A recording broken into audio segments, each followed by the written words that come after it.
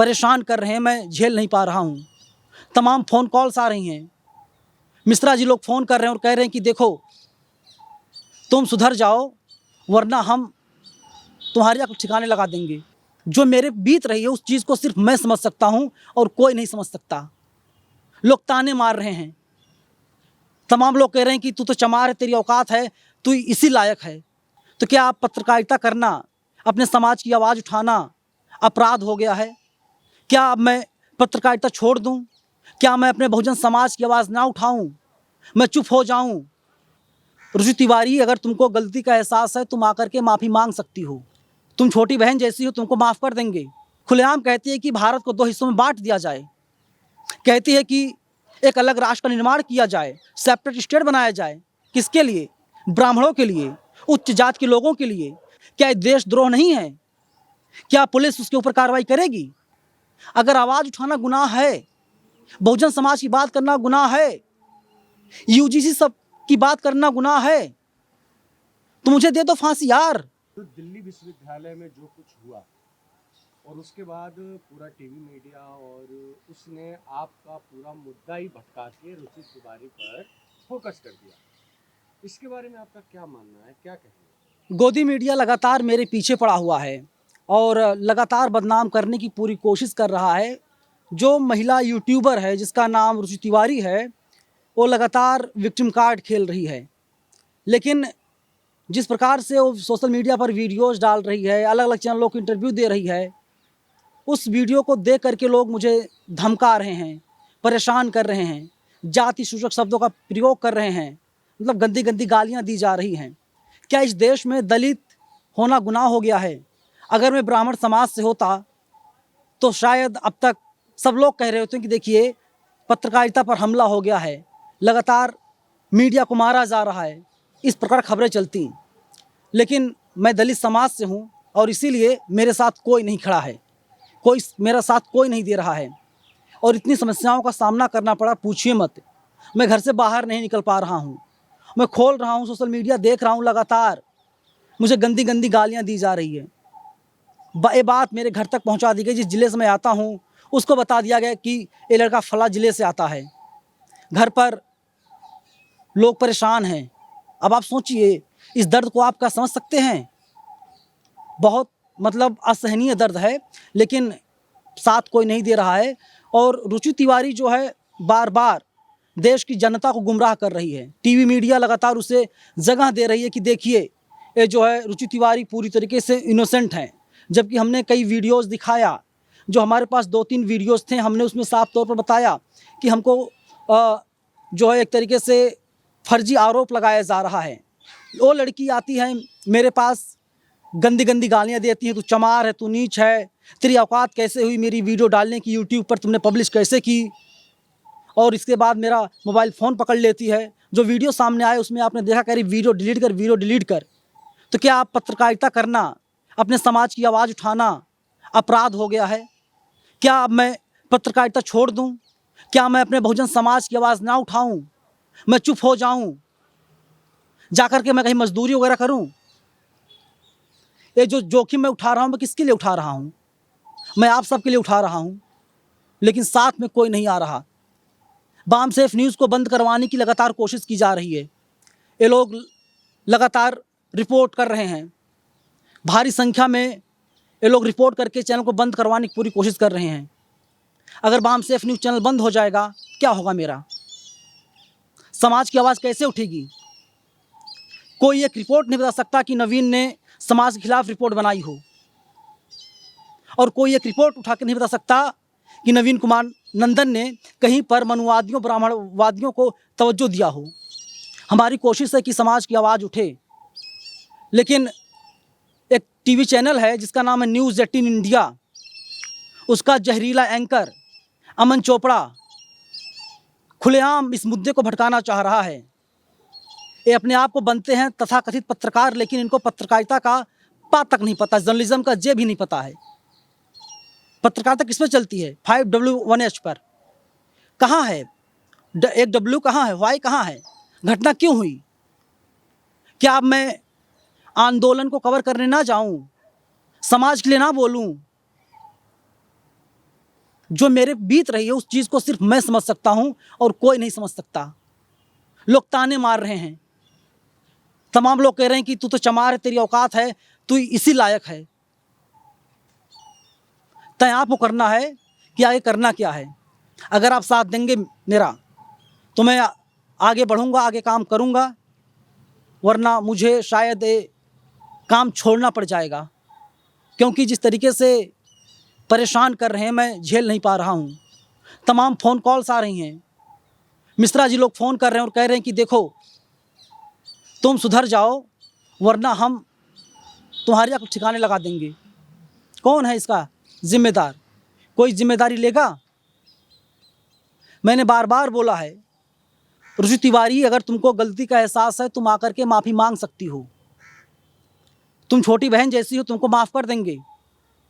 लेकिन तुम्हारे पास ना तो डिग्री है, तुम्हारे पास ना तो पत्रकारिता कोई अनुभव है। हाँ, तुम एक यूट्यूबर हो सकती हो, तुम एक हेटर हो सकती हो, तुम्हारा पूरा करियर हेट फैलाने पर टिका हुआ है। तुम समाज में दंगा करवाना चाहती हो। तुम्हारे यूट्यूब चैनल पर जो सारी वीडियोज़ हैं उसमें साफ तौर पर दिखाई दे रहा है। एक क्या लॉजिक है कि 5000 साल से पानी नहीं मिला तो मर क्यों नहीं गए? और एक और मैडम है, शायद अनुराधा नाम उसका है, ब्राह्मण समाज से आती है, खुलेआम कहती है कि भारत को 2 हिस्सों में बांट दिया जाए। कहती है कि एक अलग राष्ट्र का निर्माण किया जाए, सेपरेट स्टेट बनाया जाए। किसके लिए? ब्राह्मणों के लिए, उच्च जाति के लोगों के लिए, जनरल कैटेगरी वालों लोगों के लिए। आप बताइए, क्या ये देशद्रोह नहीं है? क्या पुलिस उसके ऊपर कार्रवाई करेगी? पुलिस आगे बढ़ेगी, उस लड़की को गिरफ्तार करेगी? लेकिन अगर यही बयान किसी दलित ने, किसी पिछड़े ने, किसी आदिवासी ने दिया होता तो अब तक हाहाकार मच गया होता देश में, और ऐसा लगता कि मानो अब ये देश खत्म हो जाएगा। लेकिन ब्राह्मण समाज से होने के नाते उन लोगों को तवज्जो दिया जा रहा है। विक्टिम मैं हूँ, परेशान मुझे किया गया। मैं आपको बताता हूँ, देखिए यही दोनों फ़ोन मेरे हाथ में थे। मैंने फ़ोन को ऐसे किया, आप वीडियो देखेंगे, वो लड़की बार बार मेरे फ़ोन को अपनी तरफ ले जाने की कोशिश करती है, अपने बॉडी से टच कराने की कोशिश करती है ताकि केस बनाया जाए, ताकि नवीन कुमार नंदन की आवाज़ को दबा दिया जाए। उन लोगों की 3 शर्तें हैं, या तो कंप्रोमाइज़ हो जाओ, या तुम जो है पैसे ले लो, चुप हो जाओ, या चैनल डिलीट कर दो। अगर तीनों तुम नहीं करते तो तुम्हें जेल में डाल देंगे या तुम्हारी हत्या कर देंगे। 3-4 लोग आए थे, पूरा गुट बना करके वे लोग आए थे कि अगर नवीन उनकी गाड़ी में नहीं बैठेगा, या उनकी जो वीडियो है, आंदोलन की वीडियो जिसमें वो अफवाह फैला रही थी, भद्दी भद्दी बातें कर रही थी, अगर उस वीडियो को डिलीट नहीं करेगा तो नवीन को मार दिया जाएगा, हत्या कर दी जाएगी, लिंचिंग कर दी जाएगी। ये खुलेआम देश में हो रहा है। और किस प्रकार से बदनाम करने की पूरी कोशिश ये लोग। वो लड़की क्या बोल रही है कि दिल्ली में एक तरीके से मणिपुर पार्ट 2 होने जा रहा है। कह रही कि मेरे कान में कहा गया कि तेरा रेप किया जाएगा और तुझे नंगा करके तेरा परेड करवाया जाएगा। मणिपुर में भी तो ही हुआ था, लेकिन सब लोग खामोश हैं, कोई कुछ नहीं बोलेगा। और जो मेरे बीत रही है मैं जानता हूँ, और लगता है मुझे, हाँ, मुझे सब कुछ झेलना पड़ेगा। मैं फिर से आप लोगों से पूछ रहा हूँ, आप बताइए मेरा गुनाह क्या है? अगर आप लोग मेरे गुनाह को साबित कर देते हैं, बता देते हैं नवीन कुमार नंदन तुम्हारा गुनाह ये है, तो मुझे लटका दो फांसी पर यार, सूली पर चढ़ा दो। और अगर गुनाह साबित नहीं कर पाते, और कर भी नहीं पाओगे क्योंकि मैं सच्चा हूं, मैंने उस दिन बोला अलग अलग मीडिया चैनलों को, बताओ यार मेरा गुनाह क्या है? अगर आवाज़ उठाना गुनाह है, बहुजन समाज की बात करना गुनाह है, यूजीसी सब की बात करना गुनाह है, तो मुझे दे दो फांसी यार, क्योंकि ये गुनाह मैं एक बार नहीं 1 लाख बार करूंगा, और पूरी मजबूती से करूंगा। तुम चाहे जेल में डाल लो, या तुम कुछ भी कर लो मेरे साथ। मैंने देखा कि किस प्रकार से तमाम लोग जो अब गाली बक रहे हैं, और जब कोई क्वेश्चन कर रहा है तो उनके पास कोई जवाब नहीं होता।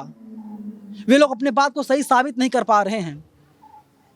हमारे पास एक वीडियो और है, वो वीडियो भी बहुत जल्दी सामने आएगा और ज़्यादा दूध का दूध पानी का पानी होगा।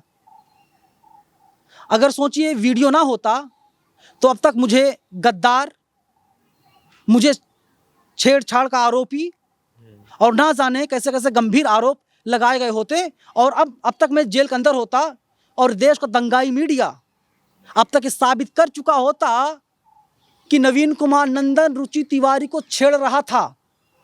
अब तक ये लोग साबित कर चुके हुए होते हैं। इनके पास कोई तथ्य नहीं है। एक बात और आपको जान लेना चाहिए, ये लोग जब तर्कों से नहीं हरा पाए ना, मेरी आवाज़ को ये लोग बंद नहीं करवा पाए, ये लोग अब महिलाओं का सहारा ले रहे हैं। आप सोचिए कितनी घटिया हरकत है, कितनी तुच्ची हरकत ये लोग कर रहे हैं। यहां तक गिर गए हैं लोग। खैर, लड़ाई लंबी है, लड़ी जाएगी। अगर आप लोग साथ देंगे तो ठीक है, वरना जितना दम, जितनी ताकत मेरे अंदर है, पूरी ताकत से मैं लड़ूंगा। अपने हिस्से की लड़ाई मैं लड़ रहा हूं, और मैं आप लोगों से भी कहूंगा, आप लोग भी अपने हिस्से की लड़ाई लड़िए। और हमारी पूरी कोशिश रहेगी, बाबा साहब का जो मिशन है, जो सपना है, उस सपने को हम लोग हर हाल में पूरा करके रहेंगे। और ब्राह्मणवाद की आज नहीं तो कल हार होगी। हमें ब्राह्मणों से दिक्कत नहीं, हमें ब्राह्मणवाद से दिक्कत है। मैं आपसे पूछ रहा हूँ, बताइए मुझे ज़रा, बाबा साहब अम्बेडकर से ज़्यादा बुद्धिमान, उनसे ज़्यादा डिग्री किसी के पास थी? लेकिन बाबा साहब ने हिंदू धर्म क्यों छोड़ा? क्यों बौद्ध धर्म का रास्ता अपनाया उन्होंने? क्योंकि उन्हें इंसान नहीं समझा जा रहा था। मतलब आप इस धर्म में कितने भी महान हो जाइए, लेकिन आप दलित हैं, पिछड़े हैं, आदिवासी हैं, तो आपको उसी नज़रिए से देखा जाएगा।